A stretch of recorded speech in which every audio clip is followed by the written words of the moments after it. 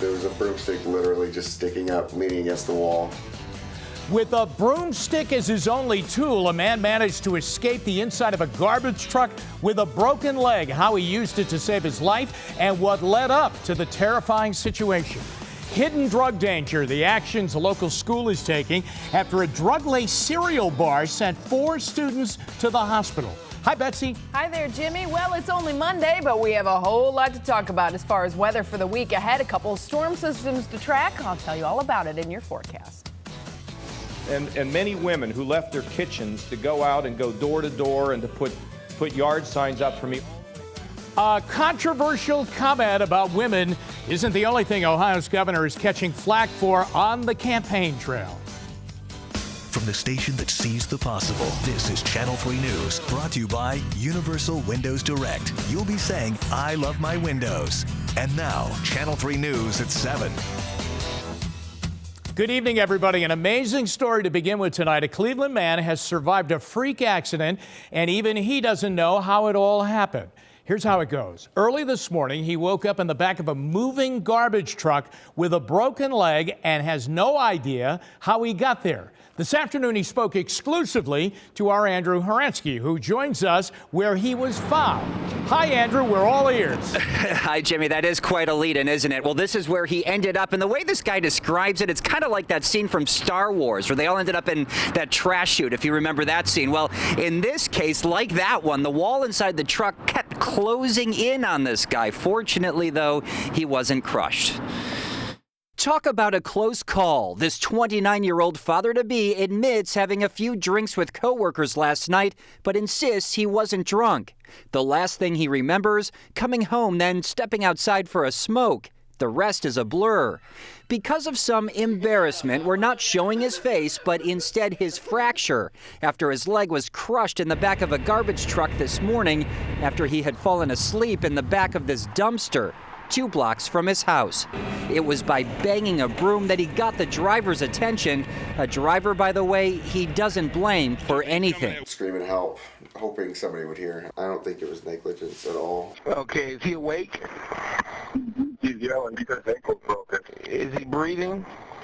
Yeah, I hear him talking. And he knows he's lucky. This weekend in Fairlawn, a 49-year-old man was accidentally crushed after he ended up in the back of a garbage truck there. Investigators still aren't even sure how he got inside. As for this most recent case, this man suspects that his medications just mixed poorly with alcohol. At least that's one theory for all of this.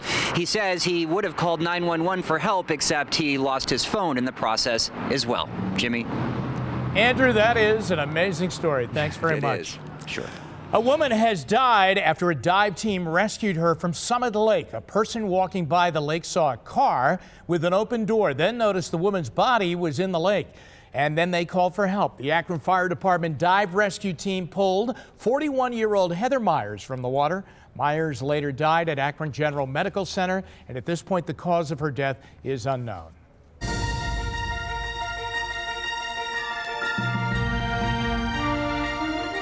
It's an off-the-cuff comment by Governor John Kasich on the campaign trail, and it is causing an uproar among women.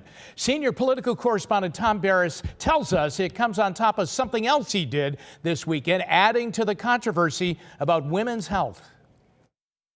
John Kasich just made headlines signing a law defunding Planned Parenthood. Now a comment at a Virginia town hall meeting not setting well with many women, talking about his first campaign 38 years ago. We just got an army of people who, and many women who left their kitchens to go out and go door to door. One woman called him on that, but said he still got her vote. I'll come to support you, but I won't be coming out of the kitchen. I gotcha. This recalls an October answer he gave a young woman asking a serious question. I don't have any tickets for, for Taylor Swift or anything, or Lincoln Park. Go ahead. Yes, I know. You're just so excited. Yes. A Planned Parenthood spokesperson calls the remarks flat out insulting, adding Kasich's flippant attitude to women is causing real harm. We're going to take care of women's health. It's just not in that group. That organization has been largely discredited. We'll put it places where people can go and feel good about where they're going. Kasich spokesman says his campaigns have always been homegrown affairs. That's real grassroots campaigning. And he's proud of support from many women who left their kitchens. To try and twist his comments into anything else is just desperate politics. Tom Barris, Channel 3 News.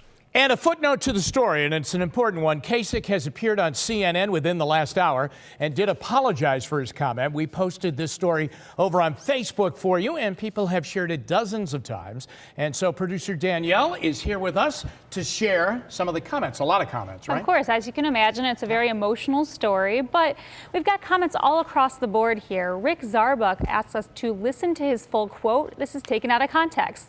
Florence Baker Kutcher asks, why are women so upset over this? A lot of women choose to remain stay-at-home mothers even today. I see nothing wrong with what he said. But plenty of people are upset with Kasich. Ruth Dreyer says ties in perfectly with his push to defund Planned Parenthood in Ohio. And Amy Swinderman says he has done all he can to limit the rights of those same women. He's completely immune to how sexist his comments sound, totally tone deaf. So Jim, you just have to wonder how this could affect his campaign. Yeah, and here's the thing about Governor Kasich. He has said throughout the entire campaign so far, since he announced that he's having the time of his life running for the Republican nomination. And so probably this is the worst day so far on the campaign trail. Thanks very much, Sure. Danielle. Developing in Cleveland, 4 students are recovering at home tonight after eating cereal bars tainted with drugs. Channel 3's Hillary Golston joins us live at Lake Erie Prep School, where they got the food from a classmate. Good evening, Hillary. And good evening to you, Jimmy. Authorities still haven't told us exactly what was in that food, but the students complained of having an upset stomach. They felt a little bit out of sorts. That's what a school administrator told me.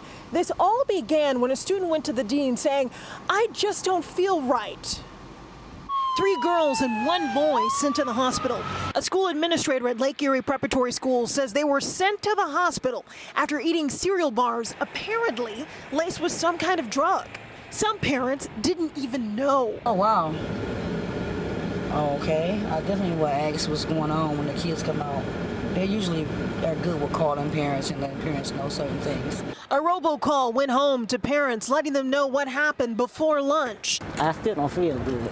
The 8th grade girl brought the cereal bar or bars to school, handed the food to 4 kids. We feel like our children truly aren't just our students, but they're our children, and their safety is our utmost concern. Keenan Bishop, a school administrator, says the student who handed this out to her fellow 8th graders won't be in school tomorrow.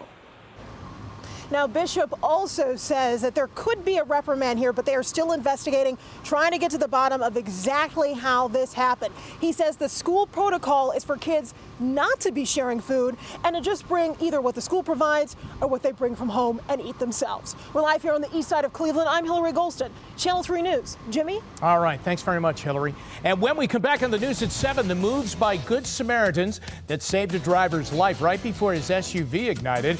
And you will not believe the only item inside the vehicle that survived the fire. Plus, this is the biggest thing that ever happened here. One photo was the only evidence of a great memory of Babe Ruth 94 years ago. Until now, how one phone call has united great Bambino fans, young and old, to relive a very special game. Right after the break. You're watching Channel 3 News at 7 with Jim Donovan.